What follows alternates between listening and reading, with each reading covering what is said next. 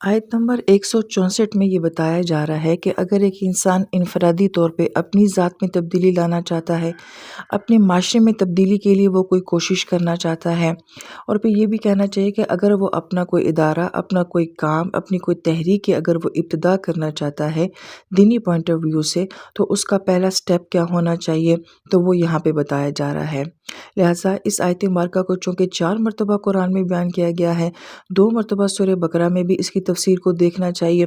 हर मरतबा मुफस्सिरीन किराम कोई नई बात फरमाते हैं, और अल इमरान में भी इसको बहुत गौर से सुनना चाहिए, और आगे इंशाअल्लाह ताला जब सूरह जुमा को सुनाया जाएगा तो उसमें भी इस आयत मुबारका के बहुत खूबसूरत पॉइंट्स जो हैं वो बयान किए जाते हैं। लिहाजा सबसे पहली बात कि आप अलैहिस्सलाम ने ऐसे माशरे में अल्लाह ताला के कुरान को सुनाया है जहाँ कोई कुरान सुनना ही नहीं चाहता, मगर इसके बावजूद कहा जा रहा है कि यतलु अलैहिम आयातिही कि आप अलैहिस्सलाम उनको जो है वो कुरान सुनाते हैं, और मुसलसल जो है वो कुरान सुनाते हैं।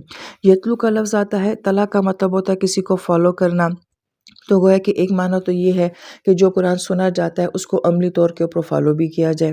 तला लफ्ज़ से तिलावत भी बनता है कि हम जब कुरान पाक की तिलावत करते हैं तो एक के बाद दूसरे लफ्ज़ को फॉलो करके हम तिलावत कर रहे होते हैं। और फिर यहाँ पे लफ्ज़ आया आ रहा है, ये लफ्ज़ कुरान के खूबसूरत तरीन अल्फाज में से एक लफ्ज़ है, और इसके बहुत हैरत अंगेज़ जो हैं वो माने बयान किए जाते हैं। मसलन आया का मतलब है कि किसी चीज़ का बहुत प्रिसाइज़ होना, ख़ास अंदाज़ में, जो बहुत क्लियर हो, जिसमें कोई इबहम ना हो। तो गोया कि कुरान की हर आयत ऐसी है कि जिसके अंदर कोई ख़ास बात की गई है और बहुत क्लियर बात की गई है। आया का माना मकसद से भी बयान किया जाता है, कुरान की हर आयत के अंदर किसी मकसद को बयान किया गया है, इसके नुज़ूल का भी एक मकसद है। आया का मतलब होता है कि जिसमें किसी चीज़ का सवाल किया जाए, तो कुरान की हर आयत में कोई ऐसी बात ज़रूर है कि जिसके बारे में जाना जाए, जिसके बारे में सवाल किया जाए। आया ताज्जुब के लिए भी आता है, तो कुरान की गोया कि हर आयत ऐसी है कि जो कि इंसान को हैरत की दुनिया में, ताज्जुब की दुनिया में डाल देती है।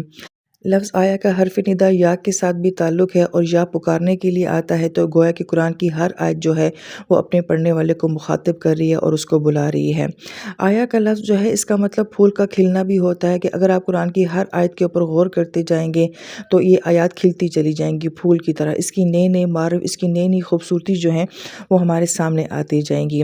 आया का मतलब जो ई से भी बयान किया जाता है, जिसका मतलब होता है किसी के सवाल के जवाब में उसको यस कहना, हाँ कहना। तो गोया कि कुरान की हर आयत ऐसी है कि जिसको पढ़ के आप कहते हैं हाँ यस, बिल्कुल यही बात है कि जो मैं सोचती हूँ, और यही बात है कि जो कि हक़ है और जो कि सच है। आया का मतलब कायम होने के साथ भी बयान किया जाता है, कुरान की आयत कल भी कायम थी, आज भी कायम है, और क़यामत तक जो है वो कायम रहेंगी। तो गोया कि इस एक लफ्ज़ के अंदर अल्लाह पाक ने पूरे जहान को समो दिया है।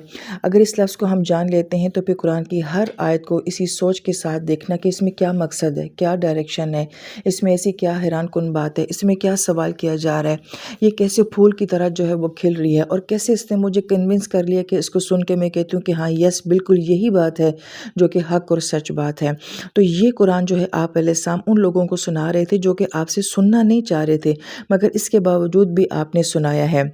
बड़ी प्यारी बात उलमा किराम फरमाते हैं कि कुरान की मिसाल को पानी के साथ बयान किया गया है, और पानी जब ज़मीन के अंदर डाला जाता है तो वो आहिस्ता आहिस्ता ज़मीन के अंदर जज़्ब होता है और उसके अंदर जाता रहता है। फिर वो जो बीज होता है, पानी और बीज जब आपस में मिलते हैं, फिर कहीं पौधा उगना शुरू होता है, फिर उसकी एक कोंपल बनती है, फिर वो ज़मीन को फाड़ के जो है वो नमूदार होता है। बाज़ औक़ात ज़मीनें बहुत नरम होती हैं, बहुत जल्दी ये सारा प्रोसेस हो जाता है और पौधे की कोंपल फट के बाहर आ जाती है, मगर बाज़ औक़ात ज़मीन बहुत सख्त होती है, मगर अंदर जो है वो सारा प्रोसेस चल रहा होता है, लेकिन एक वक्त ऐसा आता है कि उसकी कोंपल भी ज़मीन फाड़ के बाहर आ जाती है। यही मिजाज है कि आप अलैहिस्सलाम ने जब अरब लोगों को कुरान सुनाया है तो वहाँ पे कुछ लोग ऐसे थे कि जो ज़ाहिर से भी नरम थे, दिल से भी बड़े नरम थे। अबू बकर तआला अन्हु जैसी शख्सियत थी, फ़ौरन उन्होंने कुरान को कबूल किया। कुछ ऐसे थे कि जो कि बाहर से बड़े सख्त थे, अंदर से बड़े नरम थे, उनको कुछ वक्त लगा, जैसे कि हज़रत उमर तआला अन्हु की मिसाल है। कुछ ऐसे थे जो बज़ाहिर नरम थे मगर अंदर से बहुत सख्त थे, जैसे कि अबू जहल की मिसाल है, वलीद बिन मुगीरा की मिसाल है। और कुछ ऐसे थे कि जो ज़ाहिर से भी बहुत सख्त थे, बातिन से भी बहुत सख्त थे, कि जैसे कि अबू लहब की मिसाल है। तो जैसे आप अलैहिस्सलाम ने इनको कुरान सुनाया है, आज भी कोई इंसान ये कहता है कि मैं अपने इदारे को या अपनी तहरीक को या अपनी ज़ात की तब्दीली को या माशरे की तब्दीली को चाहता हूँ, तो जब वो कुरान सुनेगा या वो सुनाएगा तो इसी प्रोसेस से गुजरेगा। या तो सुनाने वाला जो है उसको, उसके सुनाने से सुनने वाले पे ये असर पड़ेगा कि दिल बहुत नरम होंगे, बहुत जल्दी से हमें वो وہ پودے اور وہ پھول کھلنے نظر آنے شروع ہو جائیں گے۔ کہیں ایسا بھی ہوگا کہ لوگ نہیں بھی سنیں گے، دل سخت ہوں گے، تو کچھ وقت لگے گا۔ تو یہ بڑی محنت طلب کام ہے۔ آپ علیہ السلام نے 23 سال مسلسل یہی کام کیا ہے، اور اگر میں اپنے آپ میں تبدیلی لانا چاہتی ہوں تو میرا کام ہے قرآن سنتے رہنا۔ ہو سکتا ہے کہ بہت جلدی یہ پانی میرے دل کے اندر جذب ہو جائے، یہ بھی ہو سکتا ہے کہ کچھ وقت لگے، تو گویا کہ اس کے اندر وقت درکار ہوتا ہے۔ تو اپنے اندر بھی تبدیلی لانے میں کچھ وقت لگتا ہے، اور اگر ہم سامنے والے میں تبدیلی لانا چاہتے ہیں تو اس کے لیے بھی کچھ وقت درکار ہوگا۔ تو یہ پہلا سٹیپ جو ہے یتلو علیہم آیاتہ کی صورت میں بیان کیا جاتا ہے۔ اس کو علماء کرام یوں بھی بیان فرماتے ہیں کہ اگر آپ نے قرآن سنانا شروع کرنا ہے کسی کو، تو آپ قرآن کے اہم اہم موضوعات سنانا شروع کر دیں، سورہ فاتحہ کا کانسیپٹ دینا شروع کر دیں، سورہ عصر کا کانسیپٹ دینا شروع کر دیں۔ اگر آپ لوگوں میں جو ہے اپنے آس پاس اپنے کام کو جو ہے وہ شروع کرنا چاہتے ہیں تو یہ سب سے بہترین طریقہ ہے۔ ایک دم پورا قرآن جو ہے وہ سب کو سنانا یہ ہر کوئی ہضم نہیں کر پاتا ہے۔ پھر اس کے بعد تزکیے کے عمل کی بات کی جا رہی ہے کہ جو انسان قرآن خود کو سناتا رہے گا یا دوسرے کو سناتا رہے گا تو اس کے ساتھ تزکیے کا عمل شروع ہو جائے گا۔ تزکیہ لفظ جو ہے وہ زکاة سے ہے۔ زکاة کا مطلب ہوتا ہے کسی کو پاک کرنا، صاف کرنا۔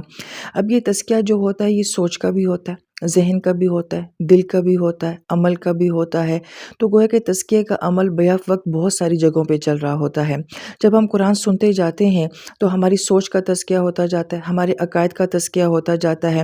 مگر یہاں پہ یہ بات جاننا بہت ضروری ہے کہ ہمارا ذہن جو ہوتا ہے وہ کسی چیز کی انفارمیشن لے لیتا ہے، معلومات لے لے گا، حفظ کر لے گا، اس کو یاد کر لے گا۔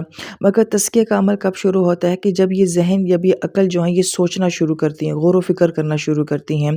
یہی وجہ ہے کہ قرآن کبھی بھی یہ بات نہیں کہتا کہ تم جانتے کتنا ہو، بلکہ قرآن یہ کہتا ہے کہ تم غور و فکر کیوں نہیں کرتے ہو، تم تدبر کیوں نہیں کرتے ہو، تم سوچتے کیوں نہیں ہو۔ تو گویا کہ جب انسان قرآن سننا شروع کرتا ہے تو اس کی سوچ کا تزکیہ شروع ہو جاتا ہے۔ پھر ہماری سوچ کا ہمارے دل کے اوپر بھی اثر ہوتا ہے، اور ہمارے دل کی کیفیت کا ہماری سوچوں پہ بھی اثر ہوتا ہے۔ ان کا آپس میں بڑا گہرا ربط ہوتا ہے۔ تو جب انسان قرآن سنتا جاتا ہے تو بہت کچھ ہمارے دلوں میں بغض، حسد، نفرتیں، سوال، اشکال سب کچھ ہوتا ہے۔ قرآن ہمارے دل کا بھی تزکیہ کرتا جاتا ہے۔ تو یہ دوسرا تزکیہ ہوتا ہے۔ جب سوچ کا اور دل کا تزکیہ ہو جاتا ہے تو اس کے اثرات ہمارے اعمال کے اوپر پڑنے شروع ہو جاتے ہیں، پھر ہمارے اعمال کا بھی تزکیہ ہونے شروع ہو جاتا ہے۔ اب ہم صحابہ کرام کو دیکھتے ہیں، جب نبی علیہ السلام قرآن سنا رہے تھے تو قرآنی آیات تھوڑا تھوڑا ہو کے نازل ہوتی تھیں، سچویشن کے مطابق نازل ہوتی تھیں، اور اس سچویشن کے مطابق جو ہے صحابہ کرام کا تزکیہ جو ہے وہ مسلسل ہوتا رہتا تھا۔ اگر اس آیت مبارکہ کو سورہ آل عمران کے پس منظر میں اگر دیکھا جائے تو اب احد کے میدان میں یہ آیات کیسے صحابہ کرام کا تزکیہ کر رہی ہیں، ان سے خطا بھی ہو گئی ہے، ان کو غلطی کا پچھتاوا بھی ہے، مگر بہت بڑا نقصان بھی ہوا ہے۔ مگر یہ دیکھتے ہیں کہ جس پس منظر میں یہ آیات نازل ہوتی ہیں تو صحابہ کرام کا کیسا تزکیہ ہوتا ہے، اور پھر آنے والے قیامت تک کے آنے والے انسان کے لیے یہ آیات جو ہیں وہ کیسے تزکیہ کرتی جاتی ہیں۔ لہٰذا اس میں گہرائی سے دیکھنا ہوتا ہے مکی قرآن کیسا ہے، مدنی قرآن کیسا ہے، مکی قرآن کیسا مکے والوں کا تزکیہ کر رہا تھا، مدنی قرآن کیسے جو ہے وہ اہل مدینہ کا تزکیہ کر رہا تھا۔ تو جب آپ پورے قرآن سے گزر جاتے ہیں تو یہ فہم جو ہے وہ ڈیولپ ہو جاتا ہے۔ لہٰذا اس تزکیے کے لیے اب ہمیں عملی طور پہ کیا کرنا ہے، جو کام کرنے والے ہیں یا اپنے اندر تبدیلی لانے والے ہیں ان کے لیے سیکنڈ سٹیپ میں یہ فارمولہ دیا جاتا ہے کہ وہ پورے قرآن کو جو ہے وہ ترجمے کے ساتھ سن لیں۔